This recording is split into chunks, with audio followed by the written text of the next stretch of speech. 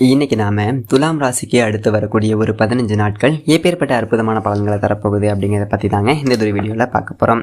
அதற்கு முன்னாடி ஒரு முக்கியமான விஷயம், தனிப்பட்ட முறையில் ஜாதகம் பார்க்க இந்த வாரத்துக்கான அப்பாயின்மெண்ட் ஃபிக்ஸ் பண்ண சொல்லி நிறைய பேர் வாட்ஸ்அப்பில் கேட்டிருந்தீங்க. நம்ம கண்டினியூவெலாம் இப்போலாம் வீடியோவில் கொடுத்துட்டு தாங்க இருக்கோம். எப்போதுமே 500 ரூபாய்க்கு மேலே ஆகும் ஜாதகம் பார்க்க.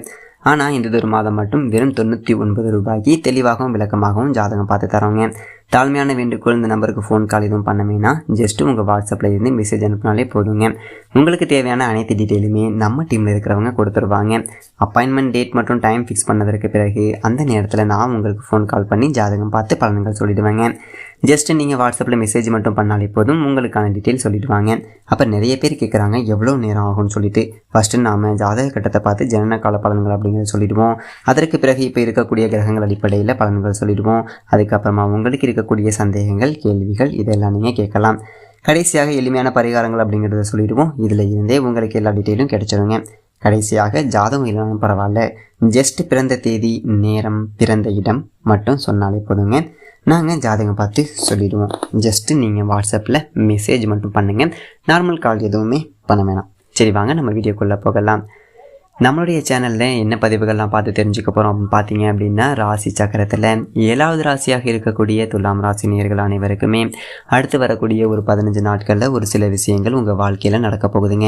அந்த ஒரு விஷயங்கள்லாம் என்ன என்பதையும், இந்த ஒரு காலகட்டத்தில் என்ன விஷயங்கள் நீங்கள் செய்யணும், செய்யக்கூடாது, கிரகங்களுடைய அமைப்பு எங்கெங்கே அமைஞ்சிருக்கு, மேலும் ஏதாவது கெடு பலன்கள் நடக்க இருக்கா, அதில் இருந்து விடுபட நீங்கள் என்ன மாதிரியான விஷயத்தெல்லாம் மேற்கொள்ளணும், அதாவது பரிகாரமாக செய்யணும் அப்படிங்கிறத பற்றி தாங்க நாம் இன்றைக்கி இந்த ஒரு வீடியோ பதிவுகளில் தெளிவாக பார்த்து தெரிஞ்சுக்க போகிறோம். இந்த பதிவுகள் அனைத்துமே இந்த துலாம் ராசி நேயர்கள் அனைவருக்குமே பயன் தரக்கூடிய ஒரு விதத்தில் தான் இருக்கும். ஸோ வீடியோவை ஸ்கிப் பண்ணாமல் தொடர்ச்சியாக பாருங்கள். மேலும் துலாம் ராசி நேயர்கள் யாராவது உங்களுக்கு தெரிஞ்சவங்களாக இருந்தால் மறக்காமல் அவங்களுக்கு இந்த ஒரு வீடியோவை ஷேர் பண்ணுங்கள். அது மட்டும் இல்லாமல் உங்களுக்கு ஆஞ்சநேயரை ரொம்ப பிடிக்கும் அப்படின்னா இந்த வீடியோக்கு ஒரு லைக் பண்ணிவிட்டு, உங்களுடைய ஆள் மனசில் நீண்ட நாள் நிறைவேறாத ஒரு விஷயத்தை வேண்டுதலாக நினைத்து கொண்டு நம்மளுடைய கமெண்ட் பாக்ஸில் ஸ்ரீ ஆஞ்சநேயம் அப்படின்னு சொல்லிட்டு மறக்காமல் 3 முறை பதிவு பண்ணிவிடுங்க. நீங்கள் இந்த ஒரு தருணத்தில் அந்த ஆஞ்சநேயர் நினைத்து இப்படி ஒரு விஷயம் செய்யும்போது கண்டிப்பாக நீங்கள் என்ன விஷயங்கள்லாம் நடக்க வேண்டும் அப்படி சொல்லிட்டு வேண்டுதல் வைத்தீங்களோ அந்த விஷயங்கள் அனைத்துமே அவர் கூடிய விரைவில் நடத்தி வைப்பார். ஸோ நம்பிக்கையோடு இந்த ஒரு விஷயத்தை செஞ்சு பாருங்கள். அதற்கு முன்னாடி நீங்கள் இப்போ தான் நம்மளுடைய சேனலை முதல் முறையாக பார்க்குறீங்க அப்படின்னா மறக்காமல் சப்ஸ்கிரைப் பண்ணிவிட்டு கீழே இருக்கக்கூடிய பெல் ஐக்கானையும் மறக்காமல் கிளிக் பண்ணிவிடுங்க. அப்போ தான் நம்ம சேனலில் போடக்கூடிய ஒவ்வொரு வீடியோவுமே உங்களுக்கு நோட்டிஃபிகேஷன் மூலியமாக உடனுக்குடனேயே வந்து சேரும். ஸோ இப்போ வாங்க நம்ம வீடியோக்குள்ளே போகலாம். அது மட்டும் இல்லாமல் இன்றைக்கி நாம் துலாம் ராசிக்காரர்களுக்கு பார்க்க போகிறோம். இந்த துலாம் ராசிக்காரர்கள் இதனுடைய வகை 110 முதல் கிட்டத்தட்ட 210 வரைக்கும் இருக்குங்க.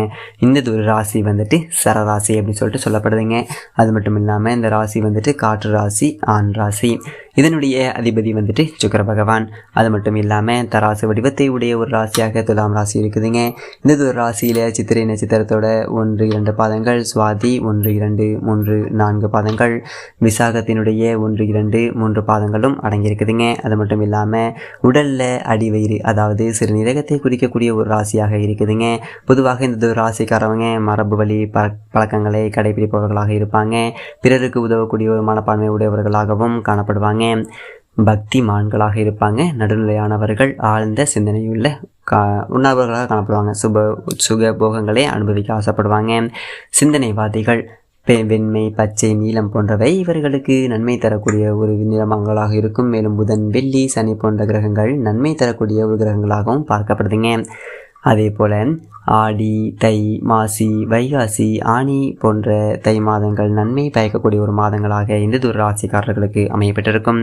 மேலும் இவங்க கிட்ட இருக்கக்கூடிய சிறப்பான ஒரு குணங்கள்லாம் என்னென்னு பார்த்தீங்க அப்படின்னா, புனிதமானவர்களாக இருப்பாங்க. புத்தி கூர்மை என்பது உடையவர்களாக இருப்பாங்க. நீதி, நேர்மை, அமைதி மற்றும் ஒருமையை கடைபிடிக்கக்கூடியவர்களாகவும் இருப்பாங்க. சாத்வீக குணமுடையவர்களாக இருப்பாங்க. நினைத்ததை செய்து முடிப்பாங்க. தியாக குணம் கொண்டவர்களாகவும் இவங்க இருப்பாங்க. ரொம்ப பொறுமை உடையவர்களாகவும் இவங்க காணப்படுவாங்க. மேலும் இவங்க என்ன மாதிரியான விஷயங்கள்லாம் மாற்றிக்க வேண்டிய ஒரு விஷயங்கள் அப்படி சொல்லிட்டு பார்த்தீங்க அப்படின்னா, வாக்குவாதம் செய்யக்கூடியவர்களாகவும், ஆகாயத்தில் கோட்டை கட்டுபவர்களாகவும், பொய் புகழ்ச்சி செய்பவர்களாகவும், வேலைகளில் தாமதம் என்பது ஏற்படுங்க. அயராமல் கருதி கொண்டே இருப்பாங்க. இந்த ஒரு விஷயத்தெல்லாம் நீங்கள் மாற்றிக்கிட்டீங்க அப்படின்னா கண்டிப்பாக உங்களை விட ஒரு சிறந்த மனிதர்கள் யாருமே இருக்க மாட்டாங்க. ஸோ நீங்கள் துலாம் ராசி நேயர்களாக இருந்தீங்க அப்படின்னா மறக்காமல் நான் சொன்ன சின்ன சின்ன விஷயத்தை நீங்கள் மாற்றிக்கோங்க. இப்படிப்பட்ட துலாம் ராசி நேயர்களுக்கு அடுத்து வரக்கூடிய ஒரு 15 நாட்கள் எப்படிப்பட்ட சிறப்பு வாய்ந்த நாட்களாக இருக்க போகுது அப்படின்னு சொல்லிட்டு பார்த்தீங்க அப்படின்னா, வெளி வட்டாரத்தில் மதிப்பும் மரியாதையும் அதிக அளவில் காணப்படும். அரசாங்க வகையில் எதிர்பார்த்த காரியங்கள் அனைத்துமே அனுகூலமாக முடியும். தந்தை வழி உறவுகளால் ஆதாயம் என்பது கிடைக்கும். இதனால் நீங்கள் இந்த ஒரு காலகட்டத்தில் ரொம்பவே மனமகிழ்ச்சியோடு காணப்படுவீங்க அப்படின்னு சொல்லிட்டு சொல்லப்படுதுங்க. பணவரவு என்பது கணிசமாக உயரும். குடும்பத்தில் மகிழ்ச்சியும் உற்சாகமும் காணப்படும். கணவன் மனைவிக்கிடையே அன்னோன்யம் என்பது அதிகரிக்கும். மேலும் உறவினர்கள் வருகையும் அதனால் மகிழ்ச்சியும் உண்டாகக்கூடும். அது மட்டும் இல்லாமல் உறவினர்களிடம் எதிர்பார்த்த காரியங்கள் அனுகூலமாக முடியும். வீடு மனை வாங்க முயற்சிகள் ஏதாவது இருந்துச்சு அப்படின்னா தற்போது நீங்கள் ஈடுபட வேண்டாம் அப்படின்னு சொல்லிட்டு சொல்லப்படுது. அதாவது நீங்கள் வீடு மனை வாங்குற மாதிரியான ஒரு நிலையில் இருந்தீங்க அப்படின்னா கண்டிப்பாக இந்த ஒரு 15 நாட்களில் இந்த ஒரு முயற்சியும் பண்ணாதீங்க. முக்கியமாக இந்த ஆவணி மாதத்தில் அந்த முயற்சியை பண்ணாதீங்க. ஆவணி மாதம் முடிந்த பிறகு நீங்கள் எந்த ஒரு விஷயமாக இருந்தாலும் செய்யுங்க.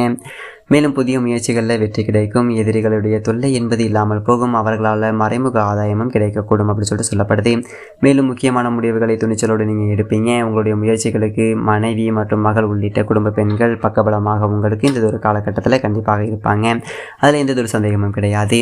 இல்லை அப்படின்னு சொல்லிட்டு சொல்லப்படுதுங்க. ஆனாலும் மாத பிற்பகுதியில் விலை உயர்ந்த நகை மற்றும் பொருட்களை இரவல் தரவும் வாங்கவும் வேண்டாங்க. வீட்டில் பொருட்கள் களவு போகக்கூடும் என்பதால் எச்சரிக்கையோடு நீங்கள் இந்த ஒரு காலகட்டத்தில் இருப்பது என்பது ரொம்ப ரொம்ப நல்லதுங்க. மேலும் அக்கம் பக்கத்தில் இருப்பவர்களோடு அனுசரித்து செல்வது என்பது ரொம்ப நல்லது. முக்கியமாக இந்த ஒரு காலகட்டத்துக்கு ரொம்ப நல்லதுன்னு சொல்லப்படுதுங்க.